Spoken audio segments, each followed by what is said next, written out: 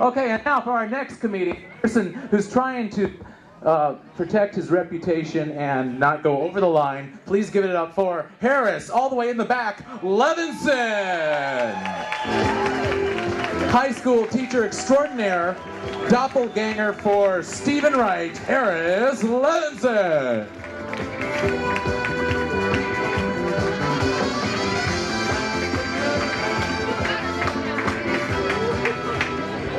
I'm going to share some really personal stuff with you tonight, so I'm really glad my students are here. It's good to see you guys. It's bedtime.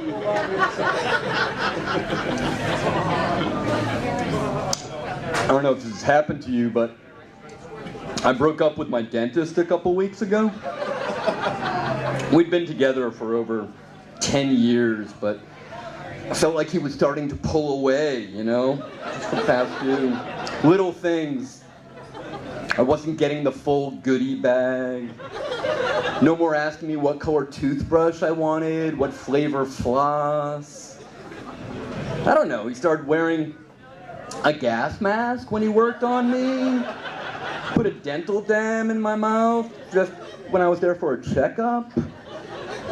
I think what really pushed me, though, was the week before midterm elections. You see, we didn't always share the same politics, but we had these great arguments. Well, kind of one-sided, actually, but with all these provocative questions and philosophical innuendo. I don't really know what philosophical innuendo is, but I really like that word. So this time he asked me what I thought about the income tax initiative, and this was a passion of mine.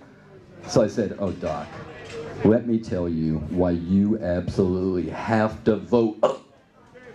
And this bite block, like you'd use on a large ruminant, gets jammed in my mouth.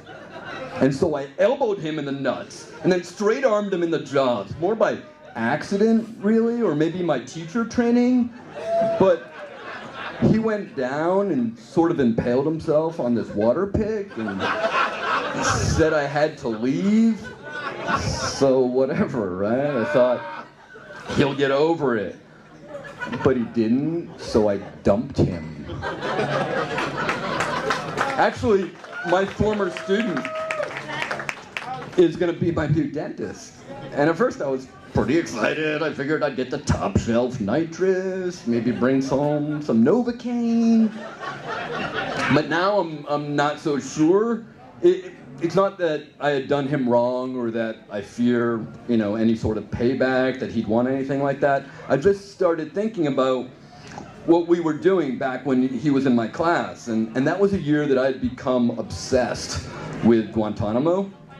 And I had a speaker who had recently come back from Afghanistan, and there was all the news from Iraq. So I decided to do a unit on human rights and the Geneva Conventions, and a little bit on torture.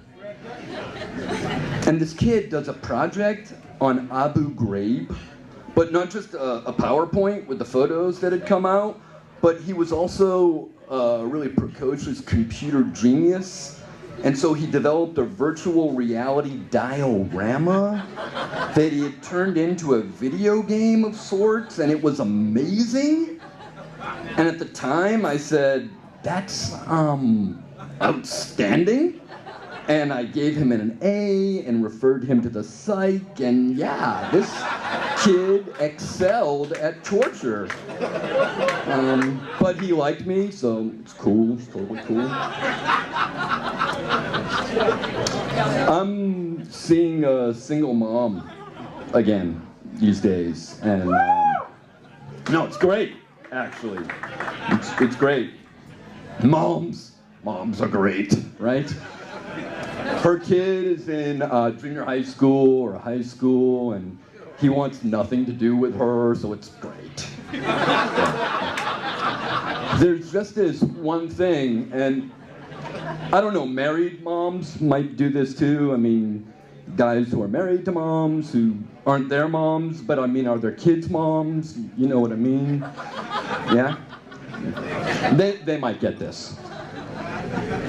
it's the tone of voice that appears sometimes when she's talking to me, not to her kid, or your kid, or any kid, but to me. And it's innocent, right? She says, "How was your day?" And yet, it comes out more like, "How was your day?" And you could swear she was saying, "Have you cleaned your room yet?" Now, I just want to respond to "How was your day?" with something easy, like, "It was an unremarkable day, baby, until the clouds lifted and I saw that little pretty head of yours poking through." But I've been stymied by the tone. So what I actually say is more like, "Meh, it was okay." Except I think it sounds like I don't want to talk about it. And she hears it more like, "No, I didn't clean my stupid room." And so she says, "Why not?" But at this point, I don't know if she means, "Why don't I want to talk about it?" which I didn't say, or "Why I didn't clean my room," which does not need cleaning. So I'm still getting used to that.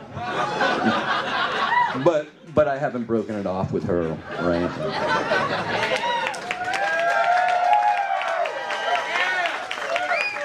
Essentially, I'm a peaceful man. I wasn't born to a woman named Henna Ray Sunshine at the Oregon Country Fair, but I am a man of peace. I'm not a Buddhist monk who sets himself on fire in the middle of the street, but that's largely because I don't want to cause a traffic hazard and endanger people who may not have the same courage of their convictions that is required of a man like me. And it's true, I have yet to stand at the corner dressed in black at that mope rock show, singing Nick Drake songs and periodically tearing at my stigmata, but I do share a birthday with Mohandas Gandhi. That's right. The Mahatma and I basically have the same DNA. So, for a nonviolent guy, I've been getting in a lot of altercations recently. I mean, I guess it's not that surprising when it's with your friends and there's only one bottle of Four Loko left, but,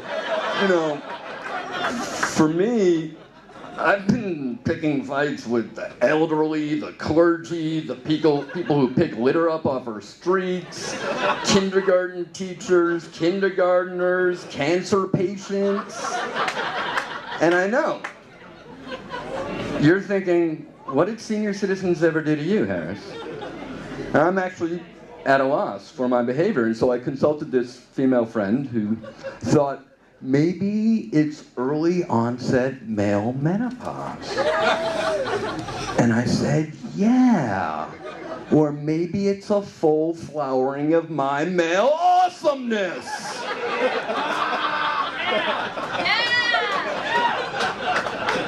So you need to understand that I had generously, this is about a week ago or so, invited a trio of residents from our community care center to talk about life during the Great Depression to our American Studies class. And there were a couple women who were 90-something and an 86-year-old dude. And I thought, cool, they can teach the class and I can go smoke a quick cig behind the gymnasium, no problem, nothing to worry about, right? But as soon as they started telling their stories about making moonshine and getting shit-faced, I noticed that they were getting more attention than I do. And worse, they were getting more laughs. Well, I had to call bullshit right there. But then they started tag teaming me, hauling out words like whiz bang and Jiminy Cricket. And the kids are howling. So I left the classroom, drove up to the care center, walked right into their rooms, removed their rubber sheets, and replaced their dental fixative with some KY jelly and figured, I got mine.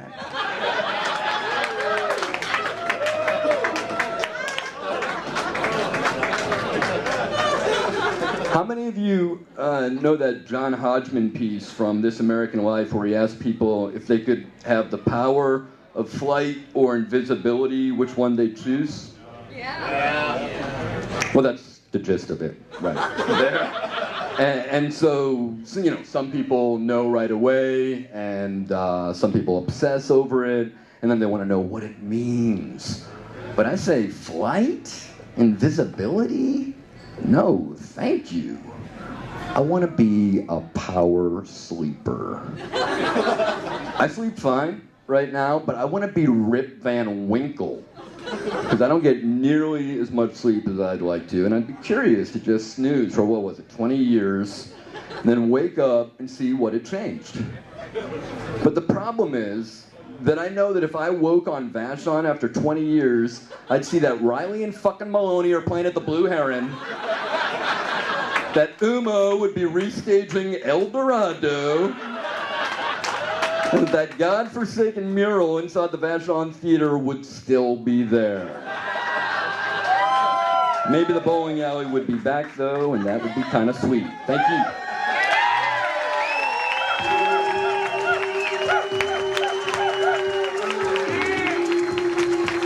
Harris Levinson, delivering the goods! Kahuna! You never know.